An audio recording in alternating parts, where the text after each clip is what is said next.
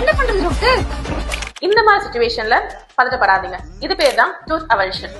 உங்களுக்கு ரோட்ல ஆக்சிடென்ட் ஆகும் போதோ இல்ல தவறி கீழே விழும் போதோ இல்ல சண்டை போடும் போதோ உங்க பல்லு முழுசா கீழே விழுந்துருச்சுன்னா நீங்க பண்ண வேண்டிய முதல் விஷயம் அந்த பல்ல தேடி எடுங்க.